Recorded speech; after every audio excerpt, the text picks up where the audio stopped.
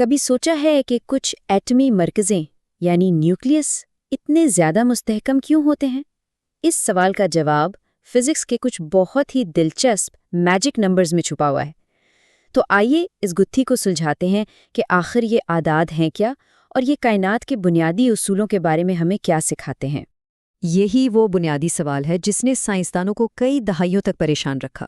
بھئی ایسا کیوں ہے کہ کچھ عناصر وقت کے ساتھ بالکل ٹھیک ٹھاک رہتے ہیں جبکہ دوسرے تابکاری کی وجہ سے ٹوٹ پھوٹ کا شکار ہو جاتے ہیں؟ آج ہم اسی معمے کی تہہ تک پہنچنے کی کوشش کریں گے۔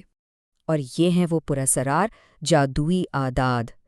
جب کسی ایٹم کے مرکزے میں پروٹون یا نیوٹرون کی تعداد ان میں سے کوئی ایک ہو تو وہ نیوکلیس حیرت انگیز طور پر مضبوط اور مستحکم ہو جاتا ہے۔ لیکن آخر ایسا کیوں ہے؟ چلیں اب ذرا اس میں گہرائی میں اترتے ہیں۔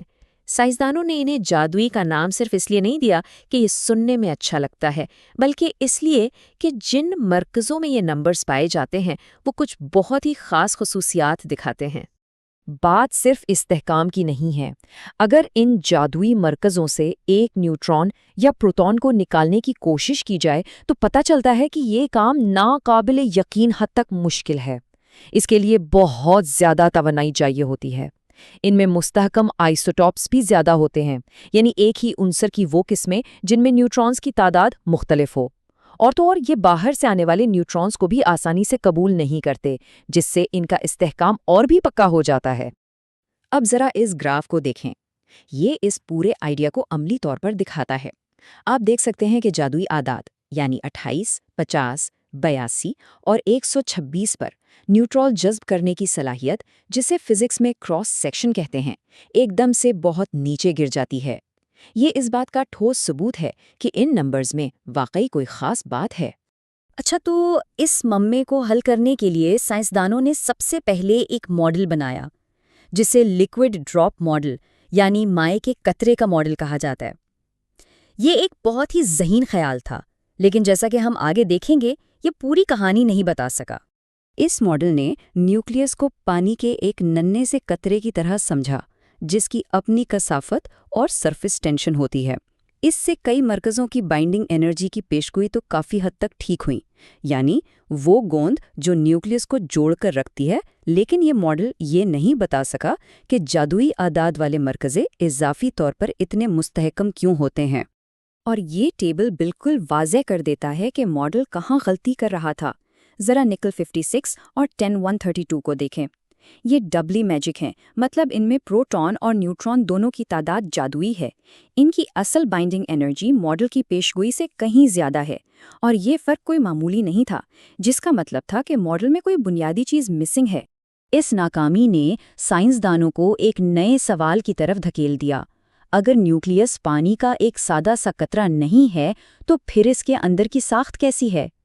جواب ایک بالکل مختلف اور کہیں زیادہ گہرے تصور میں چھپا تھا۔ اور یہاں سے شروعات ہوتی ہے نیوکلیئر شیل ماڈل کی۔ یہ ایک انقلابی خیال تھا جس نے ایٹم کے مرکزے کے بارے میں ہماری سوچ کو ہمیشہ کے لیے بدل دیا، اور اس کا بنیادی آئیڈیا کیمسٹری کے ایک جانے پہچانے تصور سے لیا گیا تھا۔ یہ ایک زبردست سوچ تھی۔ خیال یہ تھا کہ جس طرح الیکٹران نیوکلیس کے گرد خاص مداروں یا شیلز میں گھومتے ہیں، بالکل اسی طرح شاید پروٹون اور نیوٹرون بھی نیوکلیس کے اندر توانائی کے مخصوص شیلز میں ترتیب سے رہتے ہیں۔ یہ موازنہ بہت اہم ہے۔ کیمسٹری میں جب کسی ایٹم کا الیکٹران شیل مکمل طور پر بھر جاتا ہے تو وہ ایٹم بہت مستحکم ہو جاتا ہے، جیسے کہ نوبل گیسیں۔ بالکل اسی طرح نیوکلیئر فزکس میں جب پروٹون یا نیوٹرون کا شیل مکمل ہو جاتا ہے تو نیوکلیس غیر معمولی طور پر مستحکم ہو جاتا ہے، اور یہ جو مکمل شیلز ہیں یہی جادوئی اعداد کی اصل وجہ ہے۔ تو شیل ماڈل نے شروع کے جادوئی اعداد یعنی 2، 8 اور 20 کی تو بالکل صحیح وضاحت کر دی، لیکن پھر یہ پھنس گیا۔ اس کے حساب سے اگلا مکمل شیل 40 پر ہونا چاہیے تھا، جبکہ تجربات صاف صاف بتا رہے تھے کہ اگلا جادوئی عدد 50 ہے۔ مطلب ماڈل ابھی بھی ادھورا تھا۔ اس آخری معمے کو حل کرنے کے لیے کوانٹم میکینکس کی ایک بہت گہری اور عجیب و غریب خاصیت کی ضرورت پڑی۔ یہی وہ ٹکڑا تھا جس نے پوری تصویر کو مکمل کر دیا۔ اس تصور کو کہتے ہیں اسپن آربٹ کپلنگ۔ آسان الفاظ میں یہ ایک پروٹان یا نیوٹران کے اپنے محور پر گھومنے یعنی اسپن اور نیوکلیس کے مرکز کے گرد چکر لگانے یعنی مداری حرکت کے درمیان ایک تعلق ہے۔ نیوکلیس کے اندر یہ تعلق ناقابل یقین حد تک طاقتور ہے اور اس کا ایک عجیب اثر ہوتا ہے۔ وہ حالتیں جہاں اسپن اور مدار ایک ہی سمت میں ہوں، ان کی توانائی اصل میں کم ہو جاتی ہے۔ تو ہوا یہ کہ اسپن آربٹ کپلنگ نے 40 سے اوپر والی توانائی کی سطح کو 2 حصوں میں توڑ دیا۔ اس سطح کا وہ حصہ جس کا اینگولر مومنٹم زیادہ تھا، اس کی توانائی اتنی کم ہوئی کہ وہ نیچے گر کر نچلے شیل کا حصہ بن گیا۔ اس اضافی سطح نے شیل کی کل گنجائش کو بڑھا کر 30 کر دیا، اور جب اسے پچھلے 20 میں شامل کیا گیا تو ہمیں بالکل ٹھیک جادوئی عدد یعنی 50 مل گیا۔ بس مسئلہ حل ہو گیا۔ اس ایک کوانٹم تبدیلی کے ساتھ نیوکلیئر شیل ماڈل ایک مکمل کامیابی بن گیا۔ اس نے نہ صرف 50 بلکہ 82 اور 126 جیسے بڑے جادوئی اعداد کی بھی بالکل صحیح وضاحت کی۔ یہ فزکس کی ایک بہت بڑی جیت تھی۔ تو ہم نے یہ معمہ تو حل کر لیا، لیکن یہ جاننا کہ کون سے نیوکلیس مستحکم ہیں، یہ صرف کتابی باتیں نہیں ہیں۔ اس بنیادی علم کے حقیقی دنیا میں بہت گہرے اور وسیع اثرات ہیں۔ جیسا کہ سرن میں ISOLT کے ترجمان شان فریمن کہتے ہیں، نیوکلیئر فزکس پر تحقیق ایک بہت بڑا میدان ہے جو طب سے لے کر مٹیریل سائنس تک ہر چیز پر اثر انداز ہوتا ہے۔ استحکام کی یہ سمجھ بہت اہم ہے۔ یہ ہمیں یہ سمجھنے میں مدد دیتی ہے کہ ستاروں کے اندر عناصر کیسے بنتے ہیں۔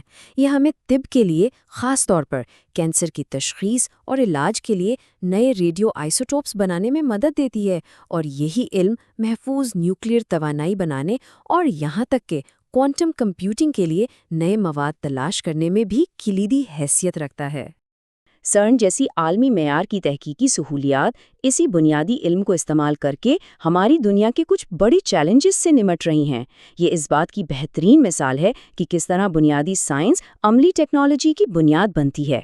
جادوئی اعداد کی کہانی ہمیں یہ سکھاتی ہے کہ کائنات کے سب سے چھوٹے ذرات میں بھی ایک خوبصورت ترتیب اور منطق چھپی ہوئی ہے، اور یہ ہمیں سوچنے پر مجبور کرتی ہے کہ ایٹم کے مرکزے کی گہرائیوں میں ابھی اور کتنے راز ہیں جو دریافت ہونے کے منتظر ہیں۔